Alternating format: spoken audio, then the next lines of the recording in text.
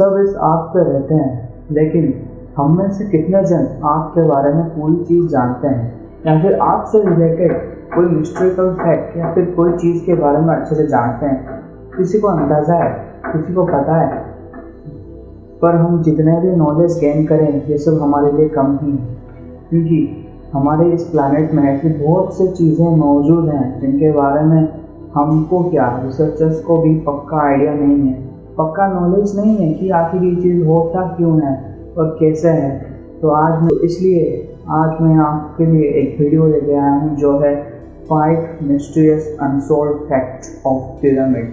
तो पिरामिड के बारे में तो बहुत लोगों ने सुना ही होगा और इवन बहुत लोग विजिट भी किए होंगे, लेकिन आप पिरामिड से रिलेटेड हिस्टोरिकल फैक्ट्स के बारे में जानते हो? अगर नहीं जानते तो इस वीडियो में आप जान जाओगे। आज मैं पिरामिड से रिलेटेड 5 ऐसे मिस्टीरियस एंड अनसॉल्व्ड फैक्ट बताने वाला हूँ जो आज तक साइंटिस्ट भी सॉल्व नहीं कर पाए। तो चलिए बिना देरी के वीडियो को स्टार्ट करते हैं। Fact number 5, how pyramids were made. ये तो जाहिर सी बात है, बहुत आसान सा सवाल है कि पिरामिड कैसे बनाया गया। तो पिरामिड तो इजी सवाल है कि ईंटों से बनाया गया है, यानी लाइमस्टोन से बनाया गया है। तो मुझे एक बात बताओ, क्या आपको पता है कि लाइमस्टोन का वज़न कितना है और इसको लाने के लिए कौन सा चीज़ यूज़ होता था? कुछ आइडिया है आप? इन सारे टॉपिक्स के अंदर आपको एक ही चीज़ ध्यान में रखना है, पिरामिड्स को 4000 साल पहले बनाया गया था। ये मैं किस लिए बोल रहा हूँ वो आप आगे जान जाओगे। तो पिरामिड्स के लिए जो लाइमस्टोन यूज़ हुआ था, उन लाइमस्टोन का वज़न 50 टन से लेकर 170 टन तक है। लेकिन आजकल के जो मॉडर्न क्रेन्स हैं वो 120 टन से ज़्यादा उठा नहीं सकते, हाईएस्ट 140 टन या फिर उससे ज़्यादा उठाते हैं तो मशीन में गड़बड़ी की रिस्क बढ़ जाती है।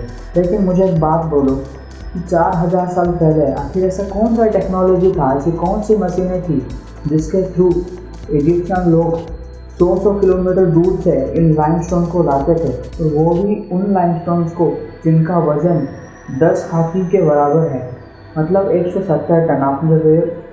आप मुझे एक बात बताओ कि आजकल के क्रेन्स अगर 140 टन से ज़्यादा वज़न उठा नहीं सकते, तो 4000 साल पहले ऐसी कौन सी टेक्नोलॉजी थी जो 170 टन के ईंटों को एक से दूसरी जगह लाने में मदद करती थी? ये आज तक अनसॉल्व ही है, क्योंकि साइंटिस्ट लोगों को भी इसका कोई अंदाज़ा नहीं है कि ये कैसे किया जाता था।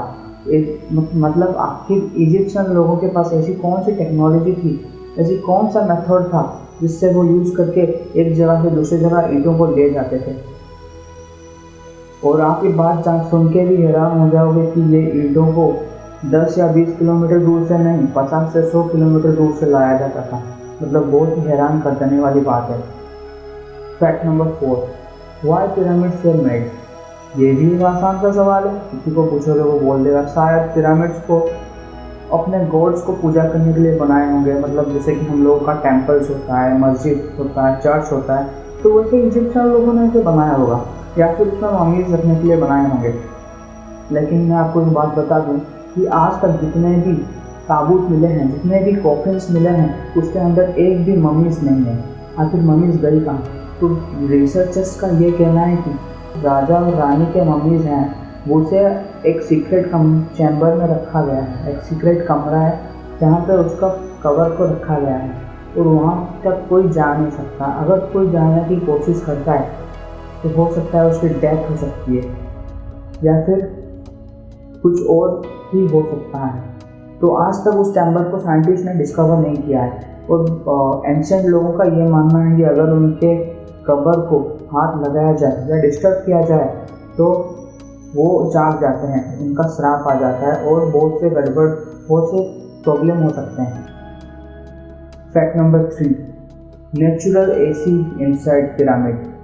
फॉर एग्जाम्पल, मैं बंदे को लेता हूँ, एक रूम में बंद कर देता हूँ, जिस रूम में सिर्फ एक वेंटिलेशन के लिए छोटा सा खिड़की होगा। उसके बाद मैं क्या करूँगा, मैं बाहर आके जो सराउंडिंग टेम्परेचर, रूम के अंदर नहीं, रूम के बाहर के सराउंडिंग टेम्परेचर को मैं 120 डिग्री मतलब 120 डिग्री सेल्सियस तक इंक्रीज़ कर दूँगा। तो मुझे बात बताओ कि वो जो बंदा अंदर होगा उसको हीट फील होगा या नहीं होगा? जाहिर सी बात है, 80 डिग्री से लेकर 100 डिग्री तक उसे ज़रूर फील होगा। हाँ, 20 डिग्री कट हो जाएगा, क्योंकि 20 डिग्री एनर्जी वो जो दीवार होंगे रूम के वो एब्जॉर्ब कर लेंगे। पर आप ये जान के हैरान हो जाओगे कि इजिप्ट के पिरामिड को इस तरह से टेक्नोलॉजिकली बनाया गया है कि बाहर का टेम्परेचर अगर 1000 डिग्री सेल्सियस भी रख दोगे, लेकिन पिरामिड के अंदर का टेम्परेचर कॉन्स्टेंटली 20 से 30 डिग्री यानी 20 से 30 डिग्री के अंदर ही रहती है। पता नहीं ये कौन सा ऐसे टेक्नोलॉजी यूज़ किया है उन लोगों ने, वो भी 4000 साल पहले। सच बता रहा हूँ, ये टेक्नोलॉजी मुझे मिल जाए तो मैं अपने घर का एसी को निकाल के कबाड़ी वाले को बेच दूंगा। सच बता रहा हूँ, मजाक नहीं कर रहा हूँ। चल झूठा। 4000 साल पहले आखिर ऐसे कैसे पॉसिबल है भाई? Without any technology, without any knowledge, without anything, how can it be possible? तो ये एलियन टेक्नोलॉजी के बिना कुछ पॉसिबल ही नहीं हो सकता। तो इसे हम एक तरह से मान सकते हैं कि हाँ, इसको बनाने के पीछे कुछ एलियंस लोगों का हाथ है, मतलब एक्सटर्नल टेरेस्ट्रियल लिविंग बींग्स का ही हाथ है। जो भी हो, आज तक ये मिस्ट्री अनसॉल्व ही है। Fact number 2, the great Phoenix. ये जो आप अभी तस्वीर देख रहे हो, आपको क्या लगता है आखिर ये है कौन? इंसान है या जानवर है? तो ये ना कोई इंसान है ना ही कोई जानवर है। इसका सर इंसान को जैसा है, लेकिन उसका शरीर, उसका जो बॉडी है वो जानवरों के जैसा है। तो इसके ऊपर अभी भी रिसर्च चल रही है कि आखिर ये जो चीज़ है, मतलब ग्रेट फिनिक्स नाम से जो माना जाता है, ये जो क्या बोलते हैं, ना ही कोई एलियन है ना ही कोई ह्यूमन है, पता नहीं क्या है, मतलब एनिमल भी नहीं है ना ही ह्यूमन है। जो भी हो, इसके ऊपर अभी रिसर्च चल रहा है कि आखिर ये है कौन। तो एंशिएंट इजिप्ट के लोग ये मानते हैं कि ये पिरामिड का रक्षक है, मतलब गॉड ऑफ पिरामिड अगर नॉर्मल वर्ड में बोला जाए, मतलब ये पिरामिड्स और उनके लोगों की हिफाजत करता है। तो ग्रेट फिनिक्स को एंशिएंट लोग अभी भी पूजा करते हैं। तो उसका भी एक मंदिर है जहाँ पे ग्रेट फिनिक्स के एक वैसे स्टेचू को रखा के पूजा किया जा रहा है। और एक बात जान के आप हैरान हो जाओगे, पिरामिड 4000 साल पहले बनाया गया था, लेकिन ग्रेट फिनिक्स का एज 80,000 ईयर्स है। ये मैं नहीं बता रहा हूँ, रिपोर्ट्स बता रहे हैं, आपको मैं अभी दिखा देता हूँ कि इसका एज 80,000 ईयर्स है। तो मुझे एक बात बताओ, आखिर उसको उस टाइम पे बनाया किसने है? उस टाइम पे बनाया किसने होगा? मतलब ये मिस्ट्री अनसॉल्व के अनसॉल्व ही रहेगी। तो बात है जो आप जान के हैरान हो जाओगे कि ये जो ग्रेट फिनिक्स को बनाया गया है, ये कोई ईंटों से या फिर सीमेंट के लेयर से बनाया नहीं गया है। ये एक ही बड़े लाइमस्टोन को आकार दिया गया है, उसको खोद खोद के आकार दिया गया है ग्रेट फिनिक्स के जैसा। तो इसलिए मैं बोल रहा था कि आपको ये ध्यान में रखना है कि 4000 साल पहले, अब मुझे ये बात बताओ, 4000 साल पहले आखिर ऐसी कौन सी टेक्नोलॉजी थी जो इतने बड़े लाइमस्टोन को वहाँ से यहाँ तक लाने में हेल्प की? मतलब पिरामिड में कोई लाइमस्टोन अवेलेबल नहीं था। यहाँ पे गीज़ा जो है, जहाँ पे पिरामिड बना है, वहाँ पे एक भी लाइमस्टोन नहीं था, नहीं होता था उस टाइम में। तो वो लोग जाके लाते थे, 50 से 100 किलोमीटर दूर से लाते थे। तो लाने में पता नहीं, वो आप टीवी में देख रहे होगे इंसान खींचते रहते हैं, पर इतने वजनी लाइमस्टोन को खींच के लाना इतना पॉसिबल नहीं है। तो इसको लाने में किसी एलियन टेक्नोलॉजी या फिर एक्सटर्नल टेरेस्ट्रियल लिविंग बींग्स का ही हाथ है, ये पक्का श्योर है। फैक्ट नंबर 1 से पहले जिन्होंने भी चैनल को अभी तक लाइक शेयर सब्सक्राइब नहीं किया है, तो फटाफट लाइक शेयर सब्सक्राइब कर लो। और सब्सक्राइब करने के बाद राइट साइड में जो घंटी बटन है उसको प्रेस करके ऑल पे सेट कर देना, ताकि सारी वीडियो की नोटिफिकेशन आपको मिलती रहे जितनी जल्दी मैं अपलोड करता रहूँगा। Fact number 1, Orion constellation theory.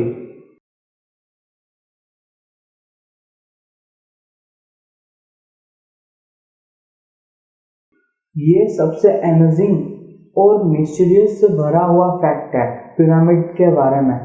क्या आपको पता है वो जो 3 पिरामिड है, ये जो 3 स्टार्स आप देख रहे हो, उसके परफेक्ट अलाइनमेंट पे एग्जिस्ट करते हैं। मतलब अगर मैं पिरामिड के टिप से एक लंबा सा लाइन खींच लूँ तो वो डायरेक्ट उस स्टार पे कनेक्ट करेगा। और अर्थ के पूरे होल अर्थ में पिरामिड ही एक ऐसी जगह है जो ओरियन कंस्टलेशन थ्योरी के हिसाब से घूमती रहती है। मतलब पिरामिड का लोकेशन जिस तरफ होता है वो एग्जैक्टली उसी तरफ ही रहता है। मतलब अगर पिरामिड नॉर्थ की तरफ है तो ओरियन कंस्टलेशन उसी तरफ ही रहेगा, ओरियन स्टार्स उसी तरफ ही रहेंगे। और अगर पिरामिड राइट की तरफ है तो ओरियन कंस्टलेशन राइट की तरफ रहेंगे। मतलब वो अर्थ के सरफेस के साथ ही चलता रहता है। तो ये बहुत ही ज़्यादा हैरान कर देने वाली बात है कि आखिर 4000 साल पहले ऐसी परफेक्ट अलाइनमेंट, वो भी इतने अच्छे से, आखिर कैसे पॉसिबल है। 4000 साल क्या, 400 साल पहले हमें पता भी नहीं था कि हम जिस चीज़ पे रहते हैं उसे बोला क्या जाता है, आखिर ये फ्लैट है या राउंड है या क्या है, वो सब भी हमें पता नहीं था। तो 4000 साल पहले आखिर ऐसे कैसे पॉसिबल हो सकती है, without any map, without any calculation, perfect alignment, perfect structure, perfect position, how it can be possible? Without alien technology, it cannot be possible. आपकी राय क्या है, कमेंट सेक्शन में जरूर बताना। अगर हम मैथमेटिकली इस चीज़ को पकड़ते हैं तो आप जान जाओगे कि विदाउट लुकिंग फ्रॉम अपसाइड हम जान नहीं सकते कि एग्जैक्ट लोकेशन या फिर एग्जैक्ट पोजीशन क्या हो सकता है। इसके ऊपर आज तक कोई चीज़, कोई राज कंफर्म नहीं हो पाया है। जो भी हो, आई होप कि वीडियो आपको बहुत अच्छा लगा होगा और कुछ जानने को मिला होगा। अगर जानने को मिला है तो फटाफट लाइक मारो, सब्सक्राइब करो, शेयर करो। साला इधर रिसर्च करते करते गांठ फट जाती है, लेकिन लोग एक भी लाइक नहीं करते। आखिर क्या है भाई, लाइक ही तो ठोकनी है, पैसा देके थोड़ी ना ठोक रही हो। वैसे रिसर्च करके मैं आप पर कोई एहसान तो नहीं कर रहा हूँ, लेकिन लाइक ठोक दो। अगर वीडियो अच्छी लगे तो लाइक ठोको, ठोको लाइक।